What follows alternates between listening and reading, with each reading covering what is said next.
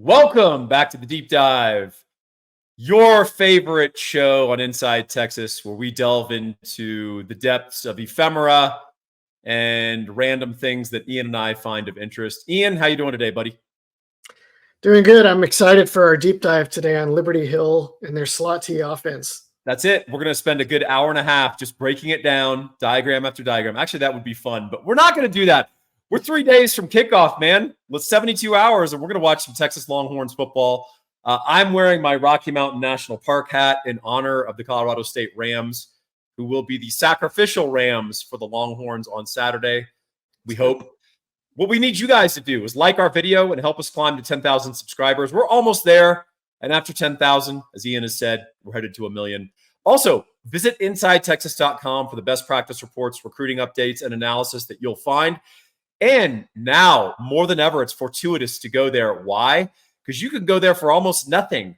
Use promo code KICKOFF24, and things are about to kick off in your life. You're about to get some serious knowledge dropped off on you if you join our community.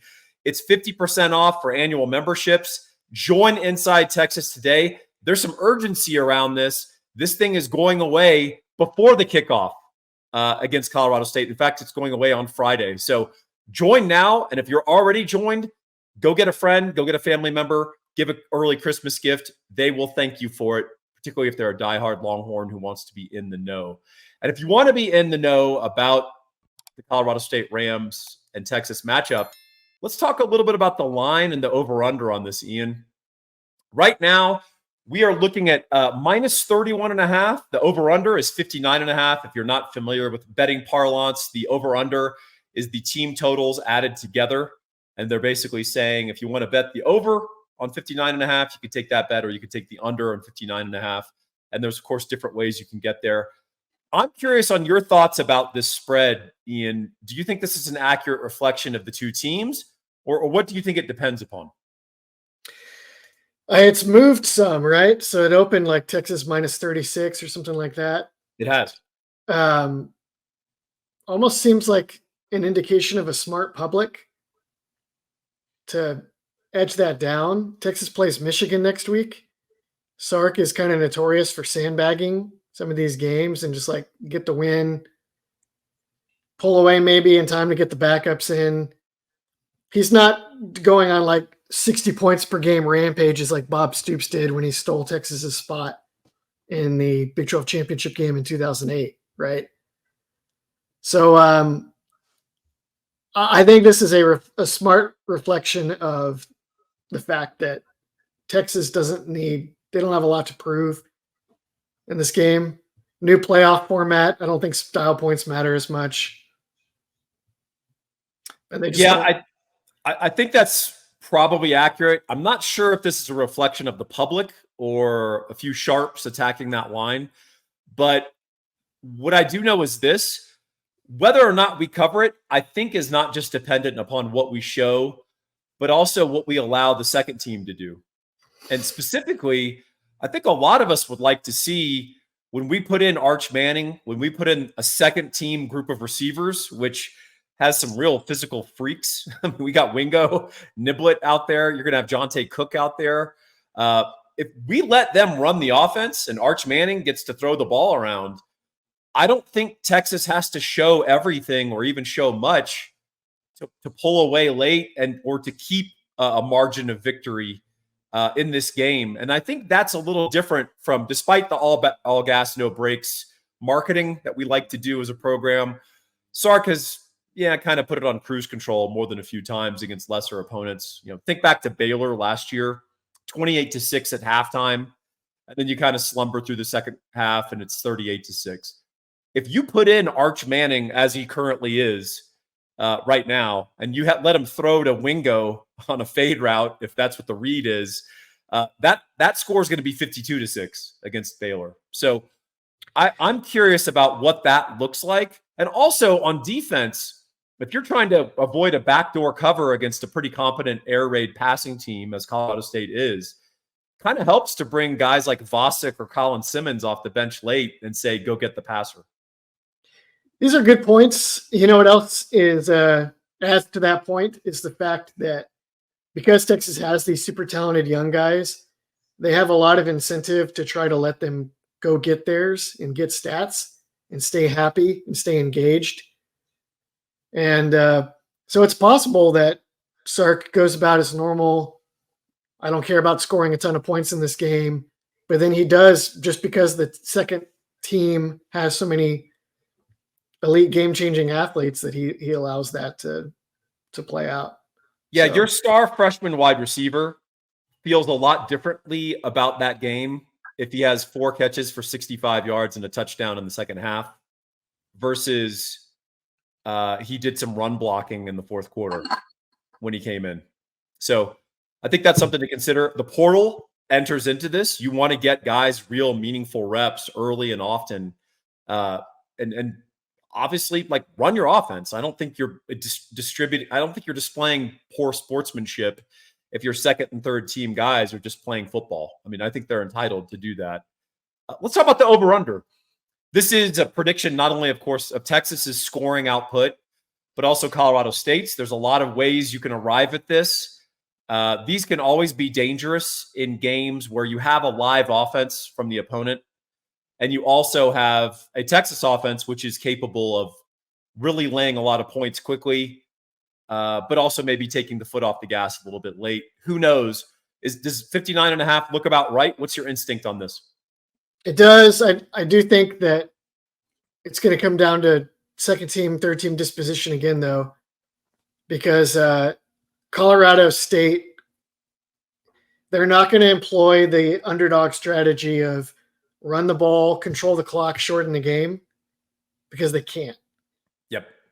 Not because that's just their offense. They don't have the guys for that. They don't have the tight ends for that. They don't have the run game for that.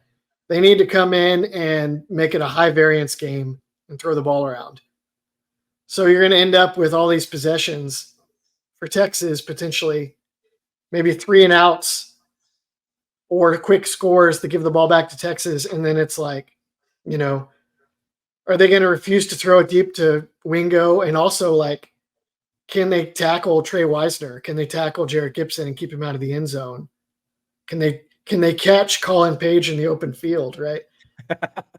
So it's risk. That number feels right.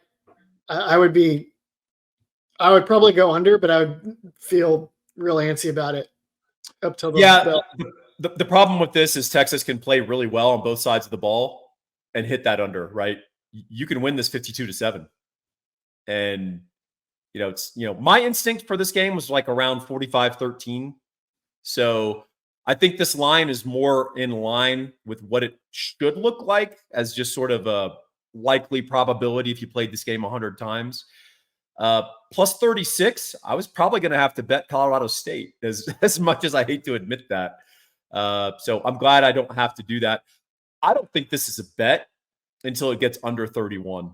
I wouldn't feel comfortable. But, we're not necessarily trying to give you the best bets on Deep Dive, but if we happen to give you some thoughts and you act upon them, great. We hope it's profitable.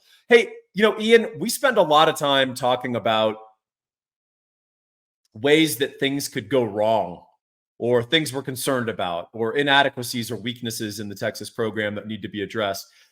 In a second, I want to talk about what things went right if Texas has a phenomenal year and goes undefeated in the regular season and sets themselves up for the SEC title game, for the SEC championship. But before I do that, I want to talk about betting one more time. I want to talk about your best bet if you're getting a home mortgage in the great state of Texas or in several other states in which this gentleman is licensed. That guy is Gabe Winslow. He is a huge supporter of this podcast. He is a huge supporter of this YouTube show. He's a huge supporter of Texas and Inside Texas. You can reach him at 832-557-1095.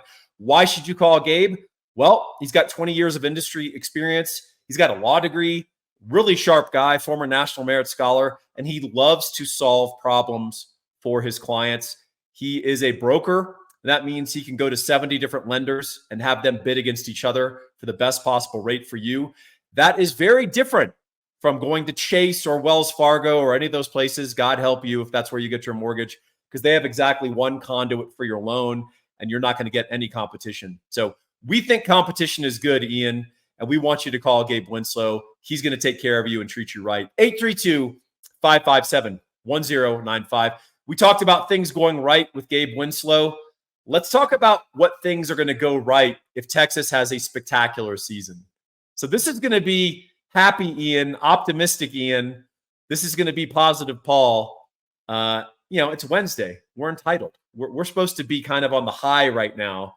And I guess we'll start having concerns like around Friday night or something like that. But no, I had a dream last night where Texas lost an opener against Rice. And then I already talked about this in live. And then Quinn Ewers threw Arch Manning under the bus for misplaying a punt because Arch is returning punts for some reason. You have a very vivid dream life. Well, that's more of a nightmare. We're looking at the dream of a 12-0 season. So what things need to go right for the University of Texas to fulfill that quest for perfection? First, I think we're going to have to see some improvements in the secondary. Is the potential there for that, Ian? Yep. Awesome, Ian. Maybe expound upon that for everyone. I think Jahdae Barron to cornerback is a really big deal. I think that I was just arguing about this with Homer. He got a really bad rap for last year. Barron did. And it is my belief that he is actually a very, very good corner. He's been used as nickel because he could impact the game a little more there, and they had a lot of depth at cornerback. He's like the perfect Terry Joseph pupil because Terry Joseph really loves to teach guys how to anticipate things and try to make big game-changing plays. And Barron has an amazing mind for it and the quickness and ball skills to execute that. I think Barron could have a great year at corner. We all believe Malik Muhammad is a potential NFL guy at corner. Gilbo emerging at nickel to allow Barron to move means they have three good coverage guys across the board. Safety. They had last year they went into the season with like three good but not great athlete, smart, good tackler kind of guys rotating between Taff, Jaron Thompson, and Jalen Catalon. Now they're down to one of those guys, and they can play an upside athlete next to him with Makuba or Derek Williams.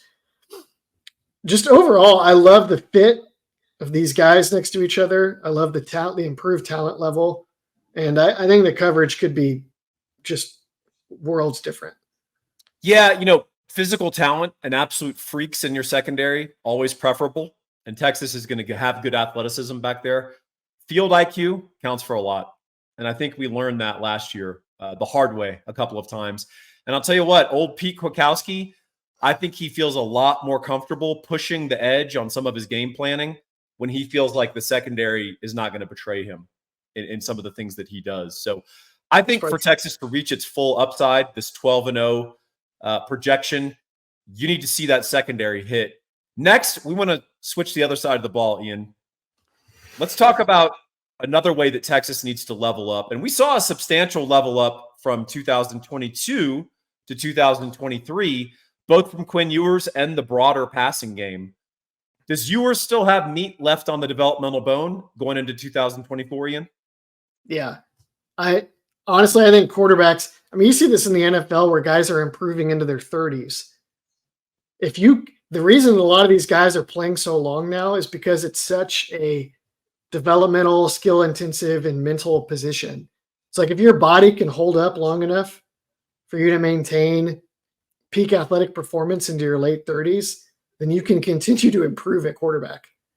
So absolutely, how old is he? 21-year-old? There's a lot of meat left on that bone. Yeah, for sure. And just to remember as a quick shorthand statistically, he went from 7.4 yards per attempt in 2022 to 8.75, almost a full 8.8. That's a massive improvement in terms of efficacy. His completion percentage went from 58 to the mid 60s. I still think he can level up in a bunch of different areas. We've talked about those. let's talk about the passing game more broadly. People tend to look at the receivers, and they should. That's a very important component. But you know what also matters in your passing game? The quality of your offensive line, the pass protectors, the quality of your play calling, your designer, your tight ends, your running backs. Can all those guys catch the ball? Can they all create opportunity for you? And the receivers, of course, absolutely matter. But there's a larger ecosystem that has to function around the quarterback for you to really level up in a passing game. Does Texas have that? Yeah, here's a little subtle one that could end up mattering a lot. Improved tight end blocking and max protection. Sark loves to use max protection, which means 7 or 8 guys blocking and only 2 to 3 guys running out on routes. That involves blocking the perimeter with your running back and tight ends. And you go watch some of the hits that Ewers has taken. This is a funny thing. I got to get a Sooner jab in. I keep seeing the Oklahoma Sooner fans talk about how Texas's tackles are totally overrated and Ethan Downs ate their lunch and got all these hits. If you go watch, that came usually on the tight ends, often hobbled JT Sanders. Hobbled JT Sanders got Ewers lit up once or twice in the Oklahoma game. And against Houston, I think he separated his shoulder on a play exactly like that. If you get a better, I mean, you just take those out. That's a total game changer for the entire season. You get maybe 1 or 2 more deep shots that you land, and you get maybe 1 or 2 more games out of Quinn, you know? Yeah, I think Juan Davis is the guy that the coaches have really talked up in that regard. And I think Helm has a potential to level up in that regard. Helm was guilty of a couple of those light-ups. I even recall back in the Alamo Bowl against Washington, Helm was responsible for a couple of big hits on Ewers. Braylon Trice kind of ran through him. Hey, that happens. And players get older, they get stronger, they get more mature, they get better technique. I love those max protect shots because they often are – he's calling them because he saw something in the coverage. And yeah, there may only be 2 or 3 guys on the route. There's actually only 1 guy running the real route. And the other 2 guys are clearing or doing something else. Sark sees something, and if you can hit that, it's often we're going to fire the cannon and play the school song. So those things are important. Definitely a subtle thing. I think Juan Davis and Gunnar Helm are going to help us in that regard. Maybe not Amari Niblack quite as much, but hey, if you can get in someone's way, we'll take it enough time to get that shot off. The other part that I think is useful is we mentioned 3 different tight end options. All of them are at least capable pass catchers. Amari Niblack maybe like have some real potential as a game breaker, particularly if you can play him with his hand down in 12 personnel and you lure the other team to put in their base defense. Amari Niblack is going to have a very favorable matchup. And I think Coach Williams pointed out in one of his videos that when you watch Amari Niblack coming out of his stance and you watch him next to the Texas receivers, they're even at 5 and 10 yards. The Alabama receivers. They're even at 5 and 10 yards coming out of their break. Meaning Amari Niblack is real fast and he's quick off the ball. So if you're a linebacker and you get tasked with that guy on a deep route or a post or something like that, pack your lunch. You better get a good jam at the line of scrimmage, or you better have something happen because it may not go well for you. Other part, all of the Texas running backs, even though we've had some injuries in that room, Wisner, Blue, even Jarrett Gibson, all plus pass catchers. I would argue Blue and Wisner are possibly elite pass catchers as running backs. That's very helpful. And then, of course, the receivers themselves. We don't know truly how they're going to perform for Texas, but these guys are not completely new to the party. We know what Isaiah Bond can do. We know certainly what Bolden can do at Oregon State. We have even more respect for that guy after watching DJU against Georgia Tech, right? Knowing he was his quarterback. These guys can do stuff. Matthew Golden, when he's healthy as a true freshman and a true sophomore, he scored 15 touchdowns while missing several games as a Houston Cougar. That guy is not just a kick returner, if that's the impression that Texas fans have. And then we've got the freak show of guys like Wingo, Niblet, Of course, Jonte Cook has a lot of potential. We've got some options here to level up. So if we go 12-0, it's probably a good bet that Quinn Ewers and this larger passing game, including that offensive line, leveled up with him. Yeah, we've been talking a lot about red zone efficiency, which is where being a lot better in the passing game, probably mostly on Quinn's part. Yep. Could be big. But Texas can and I think will double down on play action this year and just taking shots. There's a lot of meat left on that bone. Yep. There's no reason that they couldn't. Mac Jones average. You said Quinn was up to like 8.5 yards per attempt. 8.7, 8.8. 8.7. Mac Jones is 11.2. Yeah, that's like ridiculous. But that's what happens when you have a dominant play action game. That's what it looks like in the modern game. So that'd be a big level up. But I mean, that's what. If they're 12-0, then Ewers is probably at 10. Certainly in the 9s. Yeah, there's no doubt about that. In the 9s for sure. Yeah. Another thing we want to talk about is back on the other side of the ball. If Texas goes 12-0, I think that we saw more aggressive defensive game planning. And what we mean by that is, does Texas go into games against an opponent who is really right-handed? And from the first snap of the ball, we say, we're taking away your right hand. Show us that you can beat us with your left hand. That's not something Pete Kwiatkowski does a lot. He has done some of those things at Texas, so I'm not trying to generalize. But as a generalization, I don't think we kind of run our stuff, and we try to improve what we do more than game plan specifically for the opponent. I think that there's some ripe opportunities for this on our schedule. Michigan, not to look ahead, I think might present an opportunity here. But I also think Pete in his defense will feel a lot better about this sort of thing or this approach with some help, perhaps provided by Johnny Nansen and Scotty Hazelton in consultation, but also trusting that secondary. Point number one.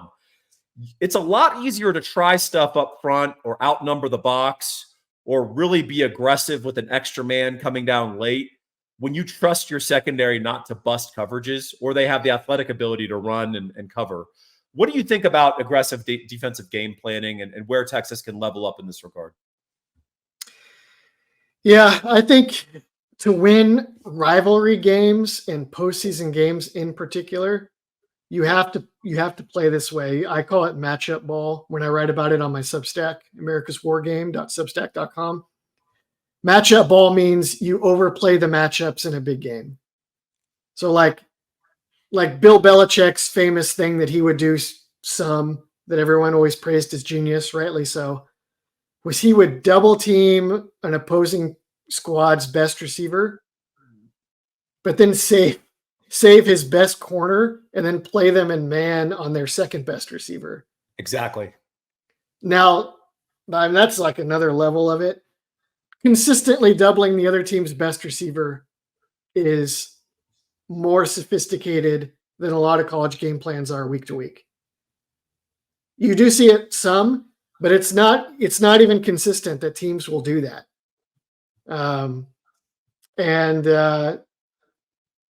You would like to see it more in some of these big games, especially like Oklahoma, the way their thing is going. They may only have one receiver that really scares you. Please just double that guy. Michigan, we're going to talk about the way that Michigan beats you is they run the ball. Sell out to stop the run that week. Yeah, I bet you have other examples in mind too. Yeah, I mean, I was a big proponent of with the time prep that we had before the playoff game against Washington, of really exploring the idea of maybe a 3-man defensive line and playing a dime and just telling Washington, hey, we understand you can really throw the football. Just from sheer outnumbering you, we're going to make that difficult for you. Show us that you can run the ball on Tavondre Sweat and Byron Murphy, even outnumbered. We kind of like our chances there. They went the other way. They went the other way. They're like, let's mix in more camp man coverage this week, the week that we're playing these NFL receivers. Yeah, it's kind of like the old quote, you want it one way, but it's the other way. And I think that's kind of what we did. And Probably not our best game planning ever, but I think there's an opportunity for improvement there. And I do think that Pete Kwiatkowski does have some help. He has some staff help. And I think he also has maybe a secondary, a little higher IQ and has the experience. You know, Makuba's started 30-something games in college football. Michael Taff is now a pretty experienced player. Manny Mohammed got blooded last year. Jahdae Barron, very smart player. And then Jalen Gilbo, man, it's amazing to think that so much of our upside on defense in different ways may just rest on this guy allowing us to play our best five and also at the positions we want to play them. Yeah. Hey, that's an emphatic agreement from Ian Boyd right there. Man, I feel good. I'm going to pat myself on the back. I mean, you were just talking about all that high IQ across the unit, and then you got to Gilbo, who had some low IQ issues early in his career, but by all accounts has had an outstanding offseason. And I'm excited to watch him play. Whenever he's played in games and looked confident, he's been usually an eye-catching playmaker. Well, here's the callback. We're playing the Colorado State Rams. If you've been listening to any of our content, or more importantly, reading our content on Inside Texas, and you can use Kickoff 24 to go join right now at 50% off on an annual rate, you know that Colorado State loves to throw the ball, and they love to target the nickel. They love to target the middle of the field.